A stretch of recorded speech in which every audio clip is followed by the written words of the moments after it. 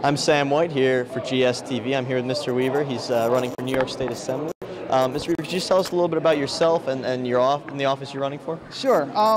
Well, start off with I'm a local talent. I was born and raised in Avoca, New York, which is down the 390 there.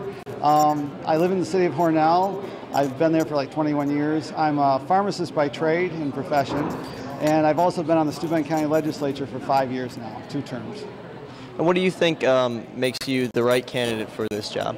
I think what I can bring to the table is being a county legislator, that I've already seen a lot of mandates passed down from the state to the local levels, and which are really killing our local county governments and our local town governments and city governments. So therefore, I think that I have the expertise to go up to Albany and actually help to reduce some of the mandates. So therefore, the counties and local governments can actually do the work they need to do without killing their taxpayers. And have you had any governance experience before? Other than being on the county legislature, no. Like I said, I'm a pharmacist. I've owned pharmacies for the last 20 years, so I've had, I guess, government experience from the other side of the taxpayer and the working with all the regulations that come with owning business in the state. And tell us a little bit about why college students should have your support. What do you plan to bring to the table for that demographic? Well, I think one of the things I bring that demographic because I have 2 kids in college. I'll be able to plug now. One goes to State University of Fredonia, and one goes to State University of Brockport. So I can understand a lot about what's going on with the colleges. Understand that a lot of the college is not affordable for kids nowadays. With just the way they keep wanting to raise fees, tuition, that a lot of families in this economic era are finding it very hard to afford to send their kids to college, which, in my own case, if I didn't have a college education, I wouldn't be where I am today. And can you tell us, are you running on a party line? Which party line? Yes, I'm running on the Democratic Party line. Okay. And how much does running on the Democratic Party line going to influence how you represent your constituents? How big a part does party play for you? Actually, I'm more of what we need more days today as a centrist.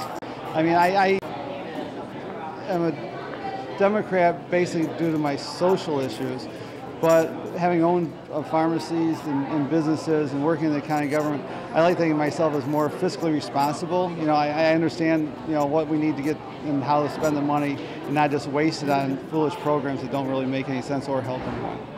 Do you have any specific initiatives in mind coming into office? Well, I think one of the biggest things is we need to, in this area especially, look at the hydrofracking issue. I think that needs to be squashed, or at least looked at real seriously before we go delving into it.